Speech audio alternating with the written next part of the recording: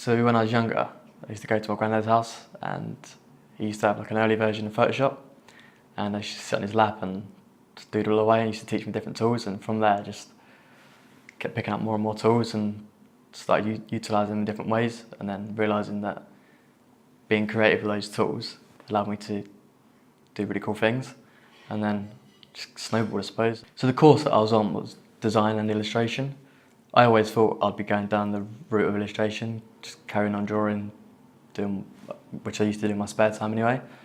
And then I realised that design was like putting that art to use and communicating with the outside world, whereas you wouldn't necessarily get that as much with a painting. So I felt like what I did on a screen could impact other people. I haven't got a bad word to say about Hertfordshire. It's done me wonders. It's brilliant. Across the 3 years, I probably had 4 or 5 different tutors, and each of those specialise in different areas. Might have been topography or motion, and they're all from sort of different age ranges as well. So they've all come from different decades of design. So a guy called Matthias, he was at Pentagram in like, I believe the 90s. So he got a certain way of thinking about topography, whereas Nick, my third year tutor, his design's quite contemporary. In my second year on the design course, the guys in the year above me were winning awards, and I'd seen where they'd gone on to go, and graduates in the past had done really well off the back of those.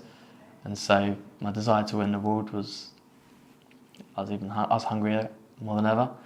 And so all those chances to win an award in my third year, be that a YCN, a DNAD, any of those, I jumped at the opportunity and did those briefs and put a lot of hours in after university to try and get one of those. And I was fortunate enough to win 2 DNAD wooden pencils, a YCN and a Pentland Award. And off the back of those, which are all industry recognised awards, I was given opportunities to go straight into the industry.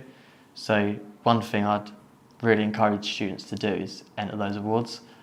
At the end of my final year, my tutor gathered all the portfolios in the class, and then it's not really an interesting story, but he just sent those off to Taxi because he knew they were taking juniors.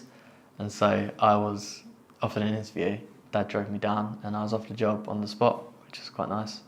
And after being taken around the studio and seeing how everyone was as a team and how nice everyone was and all the work they're producing, couldn't say no, especially that as they were on my radar for a couple of years.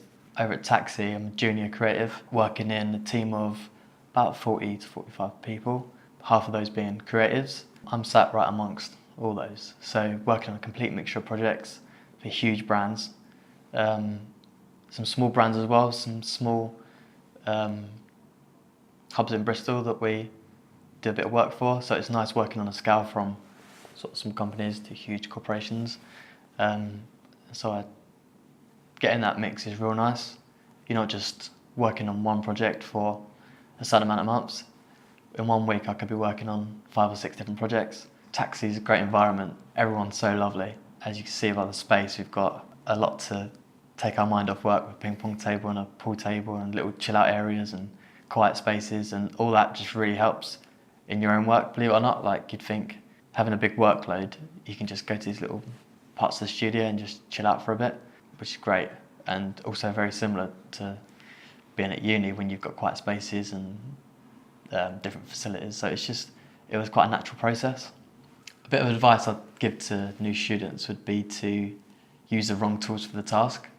That breaks up expectations and creates new possibilities in your work.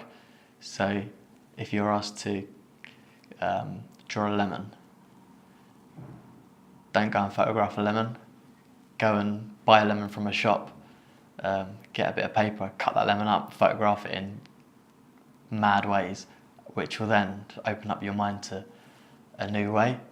To design graduates in particular, I'd say just keep working on personal projects, as well as, if you might have a job, as well as projects that you work on every day, because working on big branded projects, you won't always get your own way.